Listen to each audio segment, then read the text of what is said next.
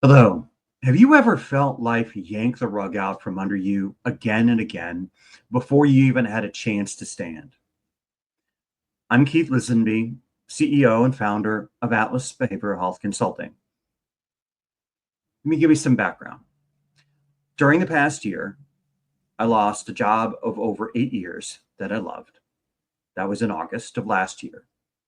Almost exactly a month later, to the day, I lost my father. He passed away in September 11, 2024. And literally only days ago, my mother also passed away. This was the culmination of probably the hardest year of my life, maybe even the longest and hardest 3 years of my life, where there were major shakeups, mistakes I made personally and professionally. All of these things led all the way up to most recently. On paper, these events look different, yet they carry the same current. And the current is grief, loss, and a shaken identity. I have learned over the last 3 years, personally and professionally, that grief is not limited to death. We grieve marriages that dissolve, careers and jobs that collapse, pets that leave paw-shaped holes, friendships that fade, even versions of ourselves we have outgrown. Whenever something familiar vanishes, grief pulls up a chair. Today, we will explore what grief truly is and unpack 7 intentional empathy strategies, plus dozens of micro tips, so you can companion someone or for yourself through any loss without defaulting to cliches or awkward silences. Before we begin, I'd like to thank you for watching, but please also tap a like, leave comments, perhaps share the name of someone you're remembering, and hit subscribe so these conversations can keep finding the people who need them the most. And let's begin. Let's talk about what grief really looks like. Grief, I would say, is a spiral, not a straight line. Grief is never linear. It always goes in circles. Some people will describe them as coming in waves. The classic stage model of grief, denial, anger, bargaining, sadness, and acceptance, that offers labels and a language for us to all go by. But it's not a GPS locator for grief and loss. Most of us, if not all of us, loop, skip, or mash through stages together. I tell people, and I'm telling y'all, that we can go through any number of these classic stages. We can do them all in one day and then repeat it all again the next day and maybe the day after. Or we can mash up a few on a given day. There may be days in which we don't have any at all as we go through the grief and loss process. Picture a spiral staircase. You pass through the same areas and landmarks like sadness, even guilt, and anger from slightly different perspectives and altitude each lap you go through on that spiral staircase. So now that we know that grief is never linear, it's not like you go through one stage and then the next and the next. No, you go through a spiral of different stages, a spiral staircase, hitting of waves coming through. Well, let's talk about something that we've talked about a lot on this channel so far, which is Dr. Lisa Feldman Barrett's theory of constructed emotion. What Dr. Barrett reminds us is that emotions are predictions. The brain stitches past experiences, cultural cues, and bodily signals called interoception to guess what will keep us safe and what will happen next in order to keep us safe. The brain's job, remember, is to regulate, not to think or feel, but to regulate. And that's what interoception is for. In this theory, when loss and grief strikes, the prediction machine actually sputters. Nothing feels normal. and everything costs energy. Dr. Barrett speaks of a body budget, which is, in other words, energy ledger of resources like sleep, glucose, oxygen, hormones, neurotransmitters, and chemicals like dopamine or serotonin or oxytocin. Grief overdrafts that account. Insomnia, digestive problems, not being able to eat, eating too much. Our immune system also dips. Our body budget and that energy ledger during grief falls way down, which is why we feel heavy, tired, worn down, burned down. So helping someone grieve means making deposits, helping them make deposits. And if you're the one grieving, it's you making those deposits within your body budget also. And that includes food, that includes rest, that includes social contact that's genuine, while blocking the hidden withdrawals that drain us, like, and I'm a victim of this, and I'm myself to blame here, schedule overload or toxic positivity. Yeah, there is such a thing. You probably felt it. So here's a toolkit tip number one. Use a body budget barometer. People in the recovery community talk about HALT, an acronym, HALT, which stands for hungry, angry, lonely, and tired. The idea is don't let yourself get too hungry, too angry, too lonely, or too tired. If two or more of these lights are red for you, or for someone that is a loved one or someone that you're caring for who's going through grief, help them or help yourself, depending, refuel before delving into any deep conversation. Now, let's move on to 7 intentional empathy strategies for supporting grief. Let's start with leading with nonverbal presence. Remember the 55-38-7 rule? That's the rule where 55% of the impact of communication is through body language, 38% is through your voice, and 7%, only 7%, is through what you say. Neuroception, which is the brain's subconscious safety scanner, reads posture, facial expression, and tone well before it decodes the words. Remember, it's always how you say something than what you say. Remember, the body is 55%. So, for example, square hips and shoulders towards the person who's grieving. Uncross your arms. Lean forward a touch. Those are open body postures. Tone. Slow down. Slow your tempo. End sentences with a gentle down inflection, like I just did. Words, keep them simple. I'm here. No rush. Here's a mini action plan under the idea of nonverbal presence. Silence is golden, as they say, and it helps. Flip your phone face down on the table. No distractions. Match the person's breathing for 3 cycles in order to help them co-regulate heart rate and breathing.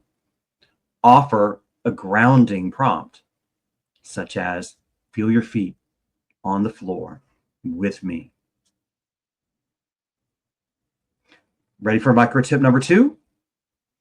Before even entering the room, inhale 4 seconds, hold the breath for 2 seconds, and exhale for 6.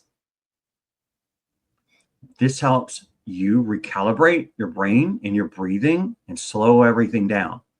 Another breathing strategy is something called the physiological sigh, which is 2 quick inhales through the nostrils, like that, and then breathing all out. The longer exhale triggers the parasympathetic rest digest response. Calm, this calms you down. Someone else doing it also calms them down, and then you can move on to share. Let's move on to observation and labeling. Naming sensations transforms raw effect inside someone and yourself into shareable information, calming the amygdala and engaging the prefrontal cortex. Use concrete language in a label like, it looks like restlessness, aching is tugging at you. It looks like you feel weighed down by your loss. Sounds as though there's guilt tangled with grief. Seems like every time your shoulders rise and you mention your job loss, maybe it's anxiety. Here's a mini action plan here. Observe first. Note body language changes like eyebrows, shoulders, hands, the rhythm and intensity of their voice and movements. Choose a neutral stem. It looks like, sounds like, feels like, seems like. Then offer the label. Then wait, pause, and let the label land. Now accept when you're wrong. Accept edits because maybe the label is not quite hitting the mark, which is fine. Perfectly okay. No worries. Accept the edits. When the person may say, no, it's not numbness, it's emptiness, or the other way around. Here's a pro hack. If you're unsure, leave a blank. Seems like your silence means a lot. Feels like your pause means something. Mirroring. Mirror keywords. There's the third in the intentional empathy profile here. Mirroring triggers the brain's social sameness circuitry. It releases oxytocin and conveys respect. Oxytocin, really, really important when we've lost someone in our life. Use concrete language. Let's say the person who's grieving says, I keep replaying the last voicemail. The best mirror, the last voicemail.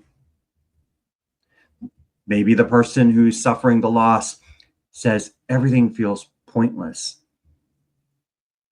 Your label, not label, but mirror here, is pointless with a gentle upward inflection of curiosity at the end. Mirror only emotional nouns or vivid verbs. Skip the filler words. Avoid parroting more than twice in succession.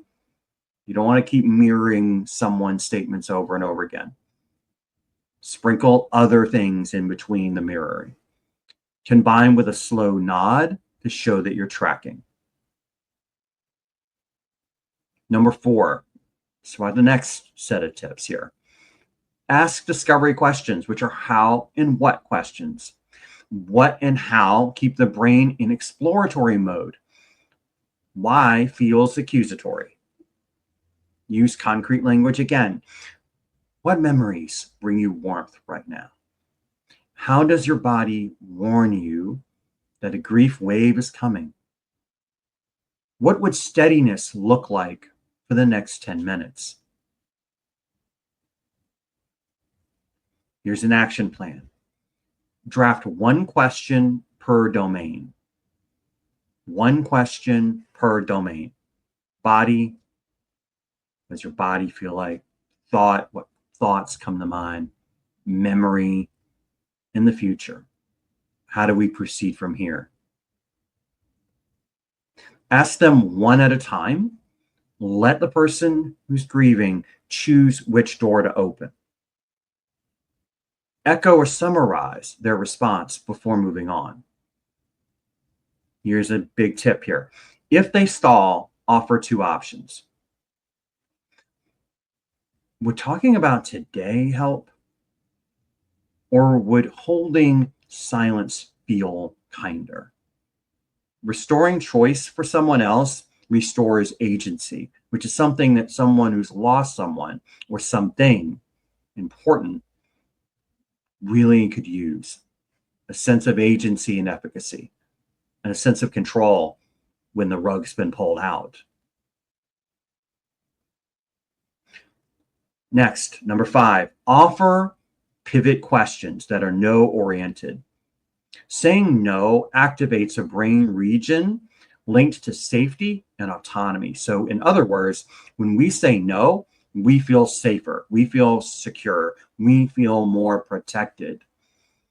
If the person who's grieving can refuse, accepting help, weirdly enough, it seems counterintuitive, accepting help becomes actually easier. Concrete language here. Would you be opposed to me coordinating meal deliveries? Or is it a terrible idea if I email HR about temporary leave for you? Those are some examples of no-oriented pivot questions. Here's a mini action plan around no-oriented pivot questions.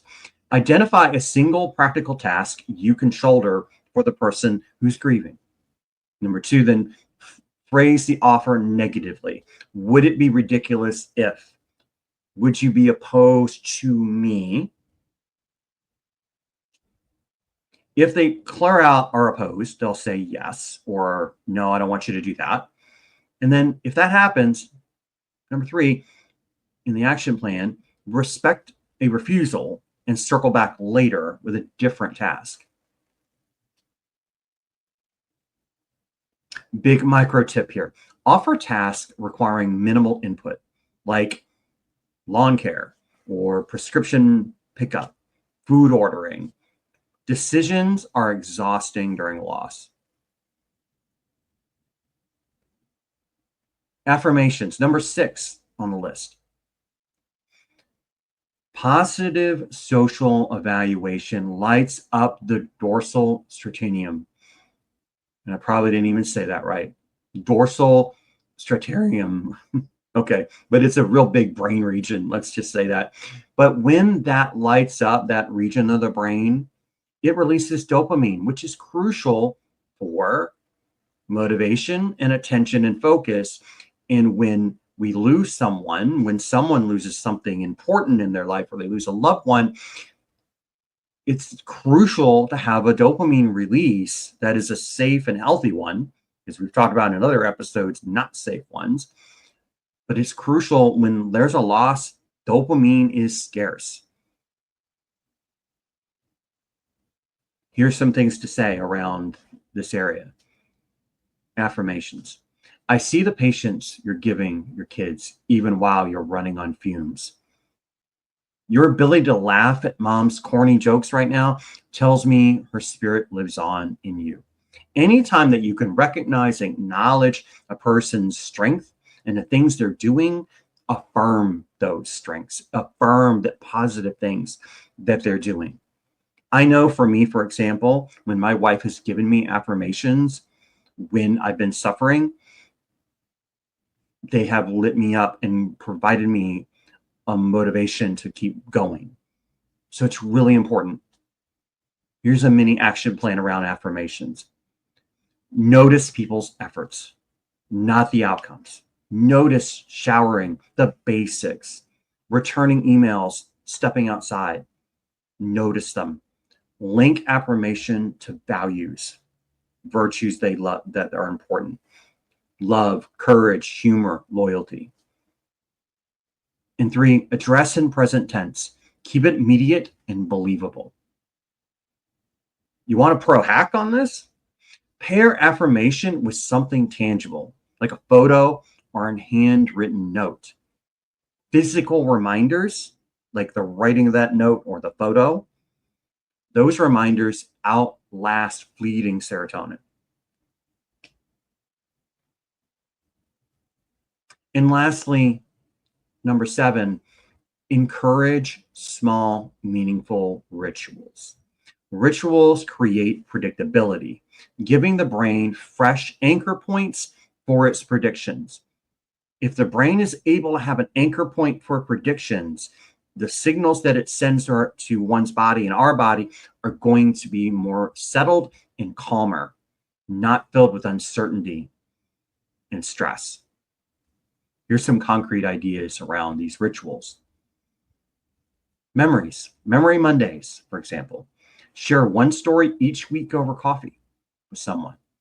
Sunset breaths, 3 deep breaths at dusk time for 30 days, while also naming a gratitude, something you're grateful for or they're grateful for.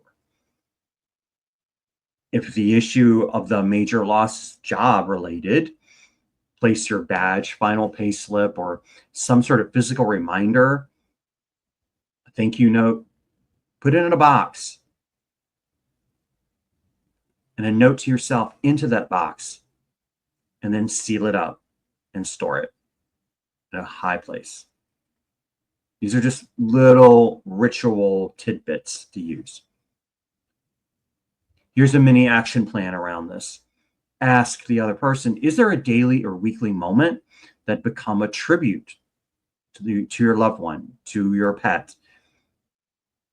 To link the ritual to a sense, like smell, candle, song, auditory, texture, touch. Really important to match them. 3, keep it low effort. Again, the person who's grieving, or you, if you're the person grieving, your body budget is low. So small habits and small low effort are more likely to be done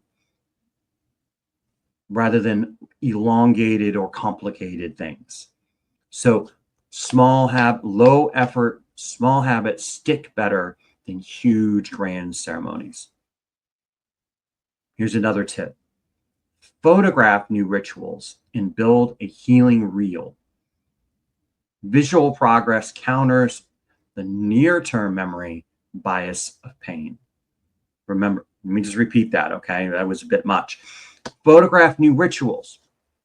Build a healing reel with the photo library of those pictures, because visual progress counters the near-term memory bias of pain. Pain is always in the moment. How about some extra practical suggestions for you or the person that you're hoping to care for in a positive way who's lost someone? Here's some other practical suggestions. Sleep hygiene is super important. Have a fixed wake time and a fixed wake up time. Eliminate any screen use 60 minutes prior to bed.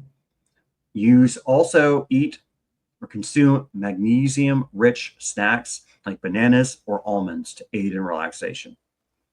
You could also use supplements for this, but always food rich in these substances is better. Number 2, nutrition nudges. Okay, again, when the body budget is low through grief, you got to put more deposits in. Sleep is one, and also food is another one. So appetite is tanked for you or for your loved one. Offer easy protein like Greek yogurt, peanut butter crackers instead of giant meals. Movement medicine. Yes, movement is so important. 10-minute walks release endorphins comparable to low-dose antidepressants. Let me repeat. 10-minute walks release endorphins comparable to low-dose antidepressants. Just 10 minutes. It also increases dopamine. It also increases serotonin. Just 10 minutes. That's all it takes. 20 minutes, you double in the dose. Number 4, have creative outlets. Art, journaling, woodworking shift implicit emotion into explicit expression. 5, and this is important too, social connection. Have a grief buddy system. Pair with another person who is also mourning a loss and text on a daily basis weather reports, like you're sunny, you're cloudy, you're stormy, because each day is going to be different. But do it each morning. These are low pressure check-ins. Number 6, calendar alerts. Schedule care packages or a dad's birthday call. Support that arrives after the food stops feels like gold to people. Again, calendar alerts. So basically what we're saying here is after all of the funeral is done, the loss has taken place a while ago, continue to support the other person, because grief has no timeline. Let me repeat, grief has no timeline. So if you can then set a calendar alert to call the person on their lost loved one's birthday or the anniversary of their death, that's so important, and it's gold to them, because the grieving doesn't end after the funeral is over. Another idea is screen curation or screen curate. Mute social feeds stuffed with highlight reels, replaced with nature playlists. Okay. These are proven cortisol cutters. Okay. So this social media is not always bad, but in many ways, it's not always good when someone is grieving. Because in social media, you see all these people and they're living life and they're happy and they're showing you what they want you to see. Or there could be stressful things going on in the news too. And all that increases cortisol. You get FOMO over people enjoying their lives when you're suffering, or someone else who's suffering from grief and loss. Replace those playlists with nature playlist or something more calming, so it cuts down the cortisol being released. Another one, number 8, boundary scripts. Ready-made lines like, I appreciate your concern. I'm talked out today. Can we revisit this next week? Here's the idea: setting boundaries is also important, because you have to conserve energy. The body budget's low. The person who's suffering the loss and grief, also, their body budget's low. They need boundaries. So boundary scripts are important. Say before you need to set the boundary what you need. For example, I appreciate your concern. I'm talked out. Sometimes people in grief and loss are going to need professional help along the way.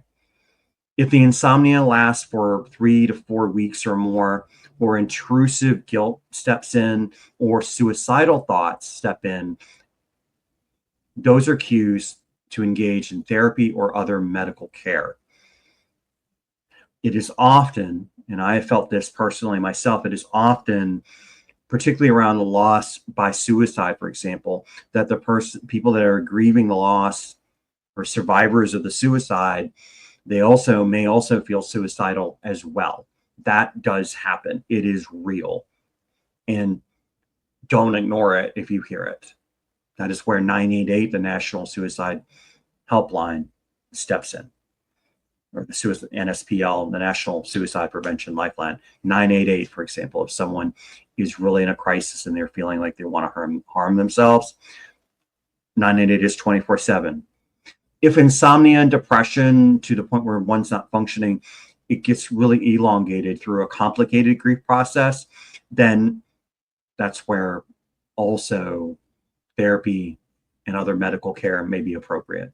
Watch for these things within yourself. If you're caring for someone who's lost someone or grieving, watch that in them as well. Another note is that it is really, really super important. Let me repeat, super, super important for the person who has lost someone or something important, who's really grieving. It's important for them to feel the grief. People will sometimes, because we want to avoid pain, will do things to avoid the grief. We'll avoid the pain, avoid the numbness, avoid the anger. And sometimes they'll do this in unhealthy ways. By overwork, by alcohol, by drugs, by sex, by gambling, by other addictions. It is really, really important for someone to allow those waves to hit of emotion, whatever they are, without judgment of those emotions and when they're happening and how they're happening. It is super important for you. Remember, let the wave hit so it can come through. If you or the person who's lost somebody doesn't do that, then they will complicate their grief process and it'll be worse later on. So really, really important. Have hope benchmarks. This is number 10 of these sort of kind of other tips here. Celebrate a first genuine laugh after the loss, a first enjoyed meal, a first full night's sleep. Micro moments signal upward trajectory and an upward spiral up that staircase. Remember, grief is the price tag on love, purpose, and belonging. We cannot haggle the price down, but we can split the bill by practicing intentional empathy, breath by breath, errand by errand, story by story.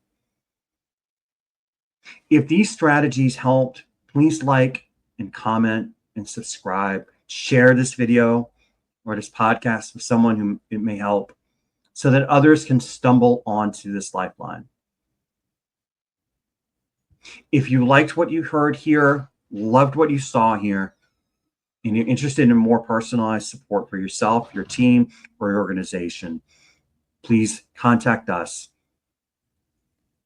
Our website is www.atlas-bhc.org, where you can hit me up, email keith.lisenbee@atlas-bhc.com. Please remember that presence outranks perfection. Take care of your body budget. Take care of someone else's body budget if they're the one with the loss.